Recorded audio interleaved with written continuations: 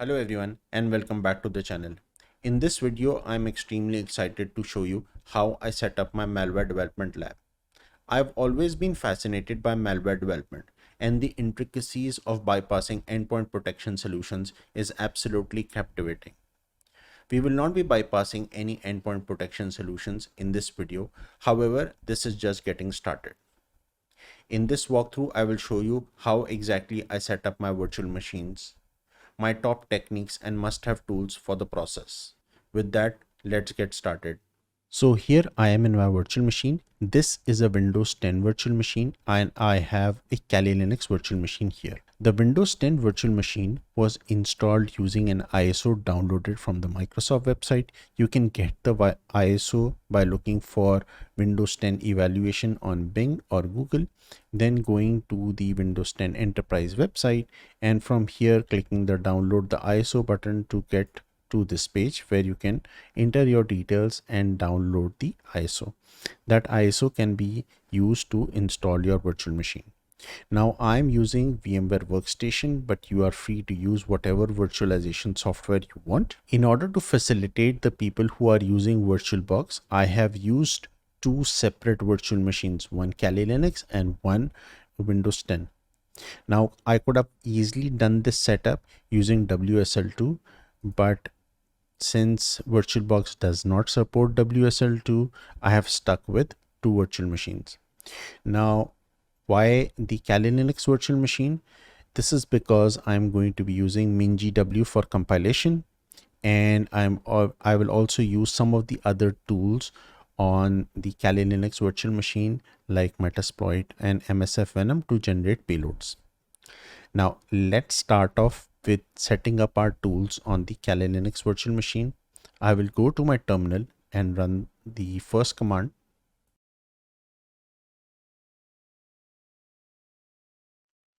After this update is complete, I will enter the second command as well.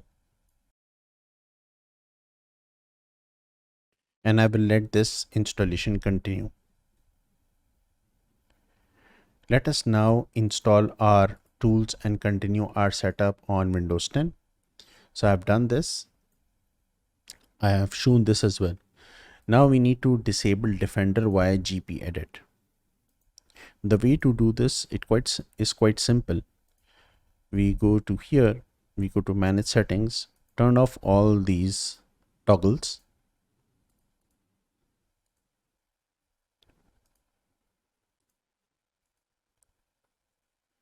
These toggles are off. Go to gpedit.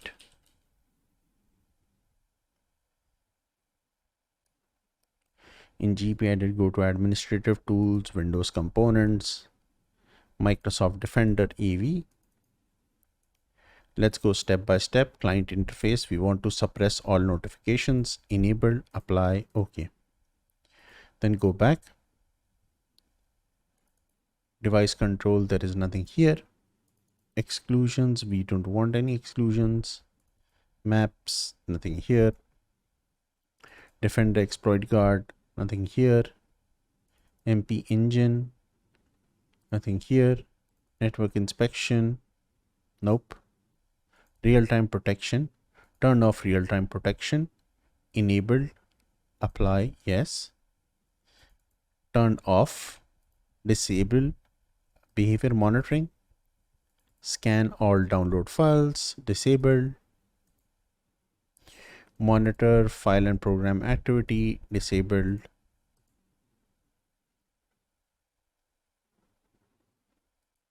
Go back. So we've seen quarantine, we've seen real-time protection as well. Let's go to remediation, nothing here. Reporting, I don't expect to be there to be anything here. Scan, nothing here. Security intelligence updates, keep this disabled.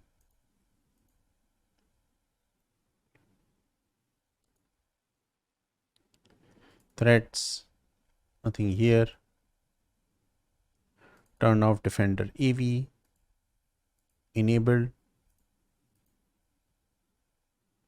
and turn off routine remediation enabled.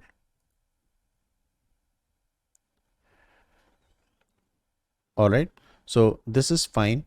The disabling of Defender should now be complete. Let us restart this virtual machine and see if it has worked properly.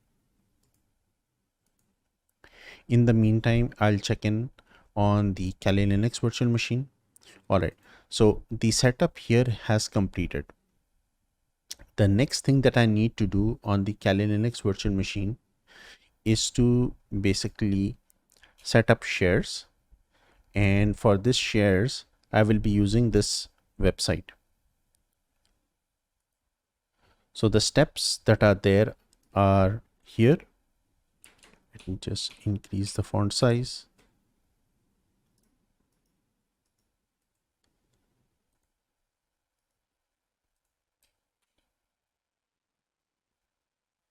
Yes. We will be using the Kali Linux user or the Kali user. So no need to run the commands above. Just run this command.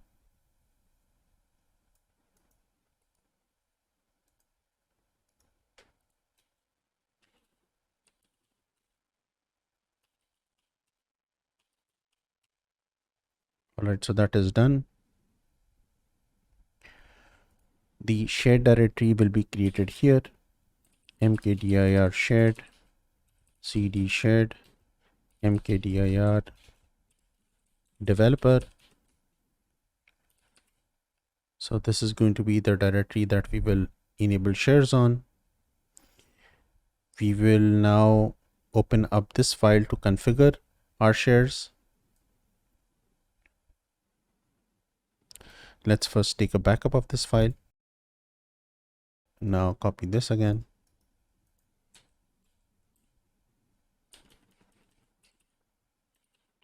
We will now edit this file.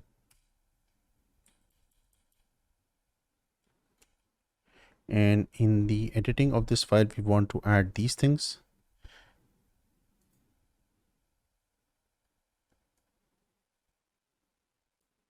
Okay, so this will be shared comment is equal to public stuff, path is equal to this, public is equal to yes, writable is equal to yes, valid users is equal to Kali, write list is equal to Kali. Control O, Control X, close it, restart these two services.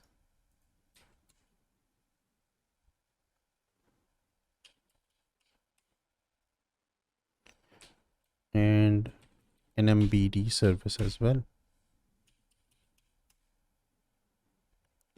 Test parn. All right, so that's fine. IP-addr. Our IP address is this 192.168.118.134. Copy this. And let's go to our Windows virtual machine. Now on our Windows virtual machine, we have completed up till here. All right, so that's fine. Let us configure our shares as well. So go to the network, click change, turn on network discovery, map network drive,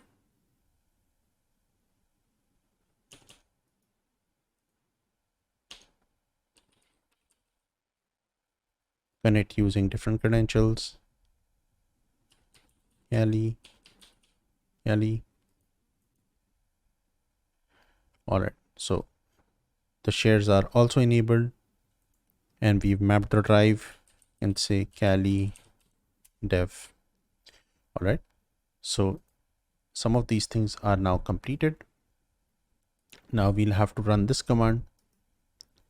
Before I run this command, I wanted to share that I've also installed the Windows terminal from the Windows Store. So that is something I have already installed as part of my Windows installation. So I will open this up. I need to run this as administrator.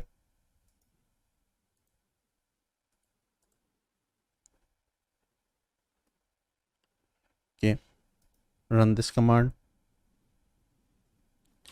Then go to our desktop and let's run install chocolatey.ps1. This is basically used to install Chocolatey. We are going to be using that as our package manager. All right, so that's fine. Let me close this, restart the terminal, run as administrator.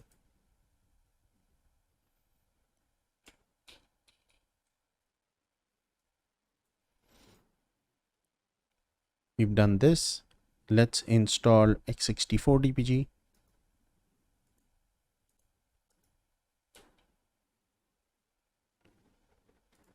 I will also install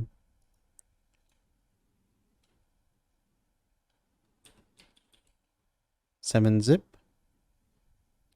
Let's see if this is it.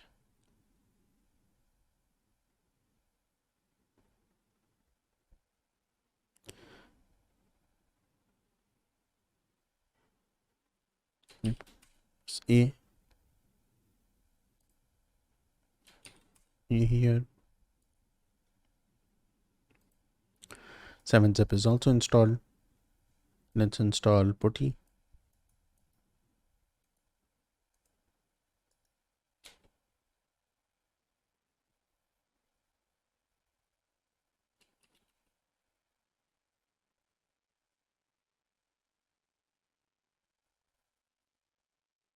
Alright, so putty is also installed.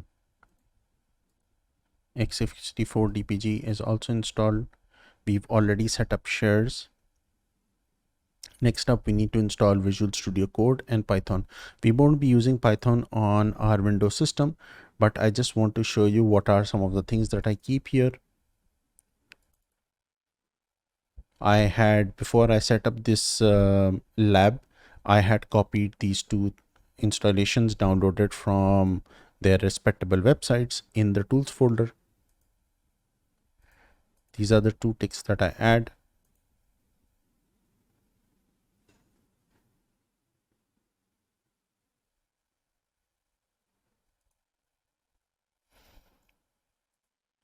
I need to do one last thing on my Kali Linux virtual machine.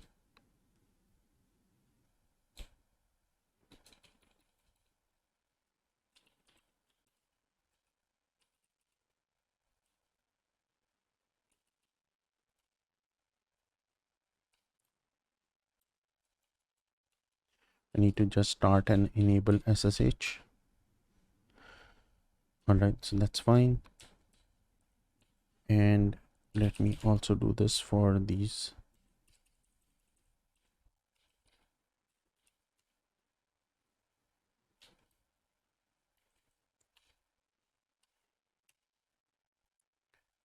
All right, so I think this should be fine. The setup for Visual Studio Code is also complete. I will let it restart. In the meantime, I will install Python. Use admin privileges, add Python to path. Next, install for all users. I will install Python in this directory. Install, yes. Okay, hopefully that should complete properly. In the meantime, so mark as done. Here, over here, I need to install C/C++ extensions. In fact, I should be installing this extension pack. And other than that, I should also install the Python. Install.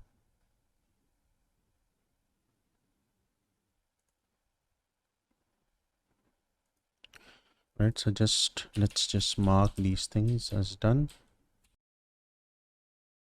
All of these things are complete. We need to configure a couple of those things, but mostly these things are complete. Okay, all right. So Python is also installed here. Python install should be completing here as well. All right. In the meantime, let's see if we are able to configure PuTTY. And the IP address here is 192.168.118.134. Accept. Yali. It's fine. Right, Python is also installed. Okay, let me just fix the appearance. Setting appearance. Change this to Cascadia code. Semi-bold 18. Apply, and that's fine.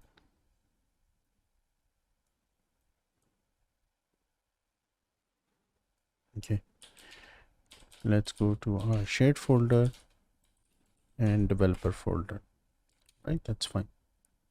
All right, so this is basically the code that we will be using. The password for the code is infected. And let's look at this code in Visual Studio Code.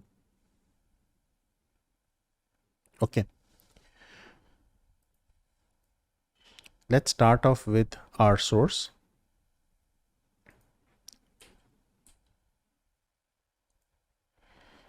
In the source, this is standard C code. It starts off with windows.h, stdio, stdlib, etc. Then we have payload.h. We see that payload.h is also here. And this is a big file. This is basically our shell code, which is going to be used to inject or get a interpreter shell. All right, so that's also fine. And then in this code, let's start off with main first. In main, we are calling thread execution. And if you go to thread execution, we see that there is an old virtual protect value. Then we have executable memory being declared here. The result of the virtual protect, we have a thread handle as well. Then we have virtual alloc being called. Virtual alloc is being called with the size of the payload length.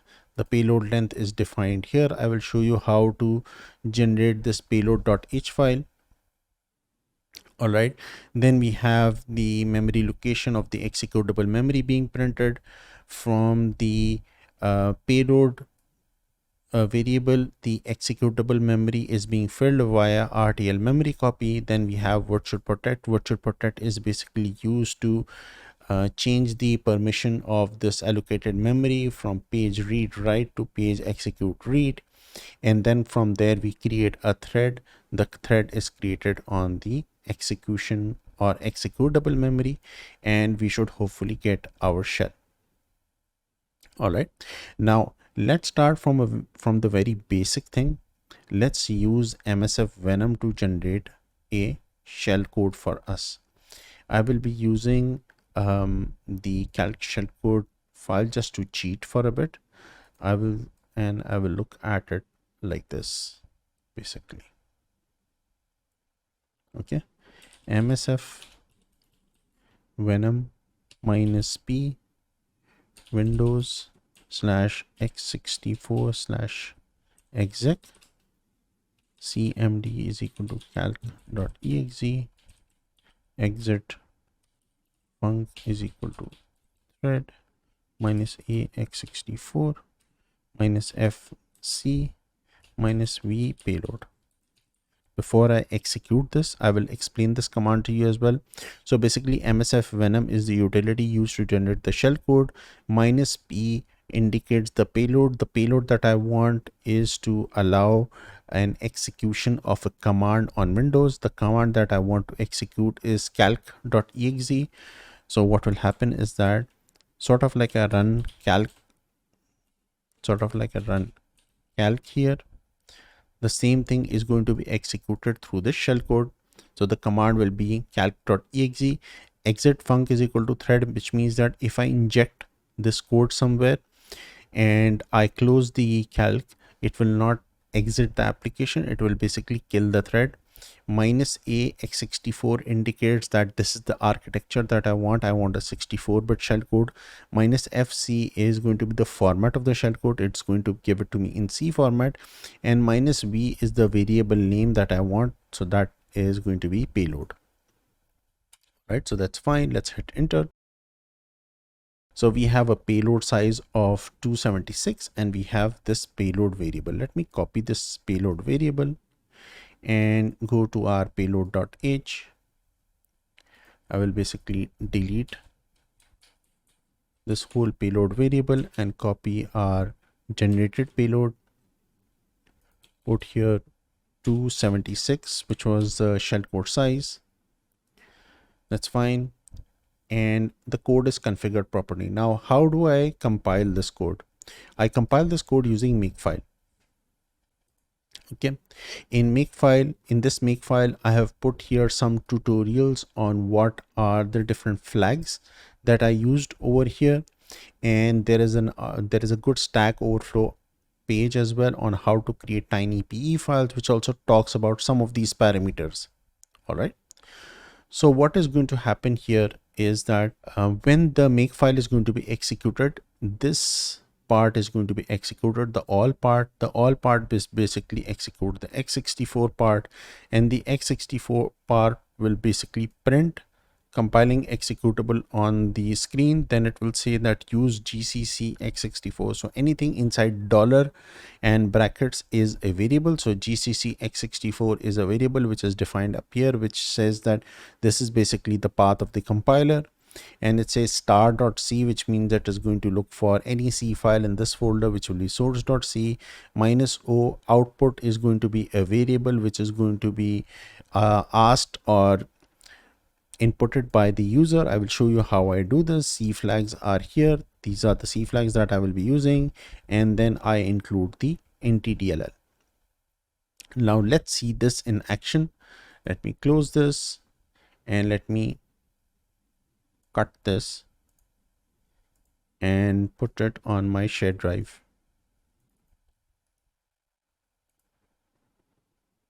All right, so that's fine. Control C on here, ls. I will go to my dynamic payload, ls, and I will say make output is equal to exec underscore calc.exe. Okay, so that's fine. Let's see if that was compiled properly. We see exec calc has been compiled properly. If I open this folder in the terminal and I just say exec calc,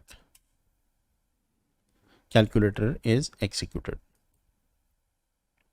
All right, so that's fine. Let us now look at this in the debugger. So basically, in case I face any issues and the code is not working properly, let's just say that calculator is not executing properly, I can debug this in x64, and that is exactly the way I do it. So I copy it on the desktop. I will look for x64 dbg.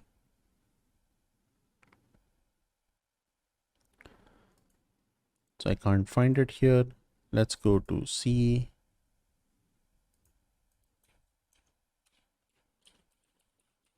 Program data. Chocolatey. Tools, not here. This one.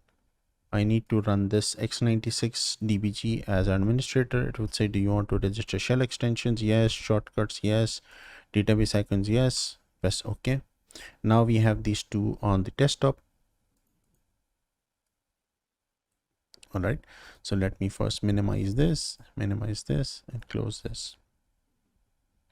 Okay, now I'll drag and drop exec calc on x64dbg. The font is a bit small, so let's fix that. Go to preferences, go to appearance, to font.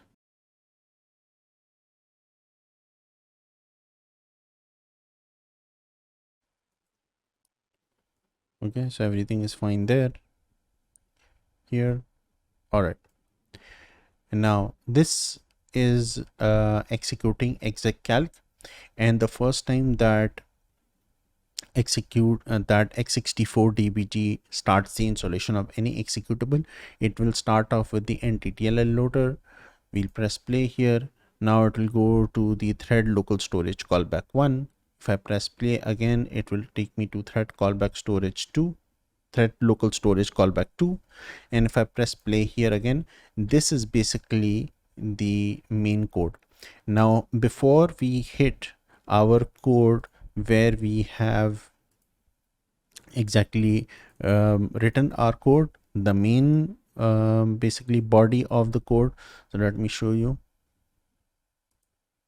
If I go to source and I say that I want to see this part of my code, thread execution, so it's not that simple, because whenever the code is compiled, the compiler will add its own library code functions and some library code as well. So in order to find this, I basically go and press spacebar, sorry, G here, and in G, let me show you how I do it. Basically press here. So this is the point where the debugger is right now. So here I will say go in,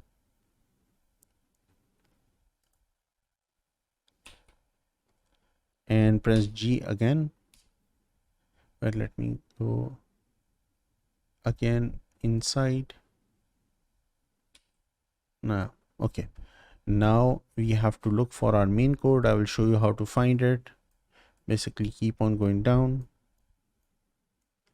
and you will have to go down to the very last box. So this is the last box, and just above the last box you will see the biggest box here, and the biggest box here will have an entry point. Just after this entry point, this is basically the entry point of our code.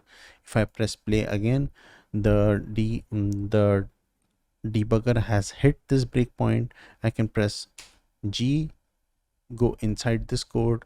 Then we have two further functions. Go inside here, go over this, and go inside here. Now we see our code. All right, we see basically could not allocate memory for payload, etc, etc. So this is basically our code. There are some more ways to find out how to hit this code, but we'll talk about this a bit later or in another video.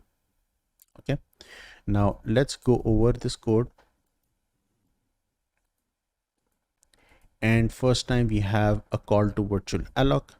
Virtual alloc returns the memory where the location where the memory was assigned. So we look at this here, and we are basically checking this out in our dump. And basically when this mem move will be called, we will see that our shell code will be pasted here. So let's go over this. We see that our shell code is here. If we go to our payload, we see FC4883E4, FC4883E4 basically. So this is our shell code. And what will happen after this is that this create thread will be called, where the execution of this code will start. Now I don't want to go over step by step over this code, so I can do something simply like this. Go to my breakpoint and say hardware breakpoint on execution, which means that as soon as this shell code will be executed, I will get a breakpoint over here and I will be thrown inside this code.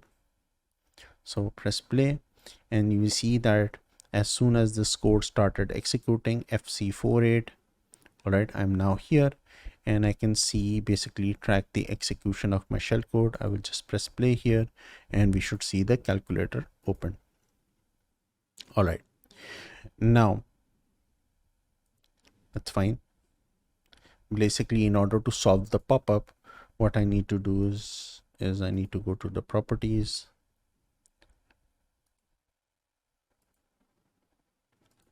I think it's,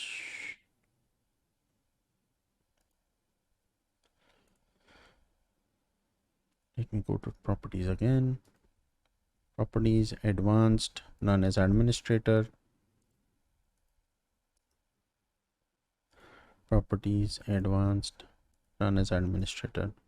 So now whenever I'll start up x64 dpg and I'll close it, I will not get that pop-up. All right, now let's continue analyzing our code a bit. So what I will do next is that I will replace the generation of this payload file with basically a Python file, which I have written here.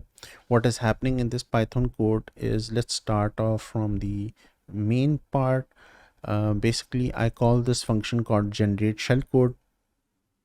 And what the shellcode generation function does is that it executes this command, basically the command that we used to generate our shellcode, which was this one. It basically automates the execution of this command, and from there, when it gets this output, which shows the length and the shellcode over here, so the length is here and the shellcode is over here, it basically parses this output. So this output is returned in shellcode output. It basically parses this output to extract the payload size, and from there it also extracts the payload. And after that is basically opens a file called payload.h and writes these things down in the same format that we want, like this: payload length and unsigned payload. So let me close this and let me delete this file. Yes. And let me add here execute calc shellcode via MSF Venom. Now if we compile this _2, this will take a bit more time, but the payload.h file will be automatically generated and it will be compiled into our application. And we have the execalc2 over here. We have a payload2 file which is exactly the same as we wanted. All right, so that's fine. Let us test this out. Let me go to here, open it in terminal, execalc2, and we have the calculator execution. All right, so that's fine. Let me close this. Now we are going to be replacing this with a interpreter shell. All right, and to get a interpreter shell, basically I need to execute this one, execute interpreter shellcode via MSF Venom, and I need to fix a couple of these things over here. All right, let me first fix my make file. Okay, close this, and then the IP address of our Kali box is 118.134, which we will add here.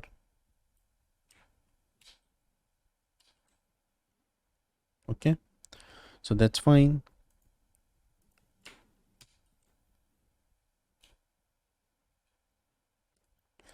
Now I've written basically a file over here, and this is basically a startup file. I can use this to start up MSF console directly via this, but unfortunately I think I've forgotten the command, so we'll use this. Basically we'll just cheat from this file, MSF console. Okay, let me add this.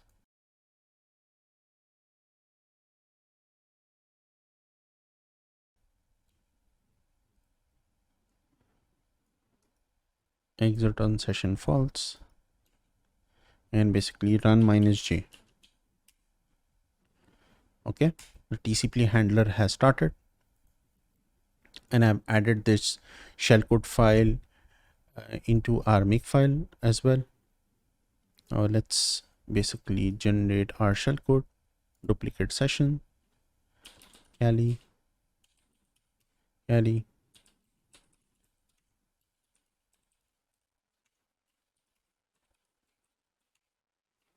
and let's just say make output met shell.exe.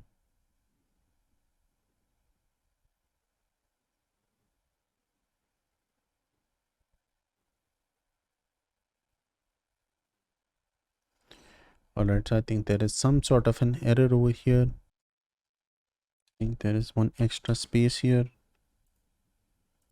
Let's see if this works now.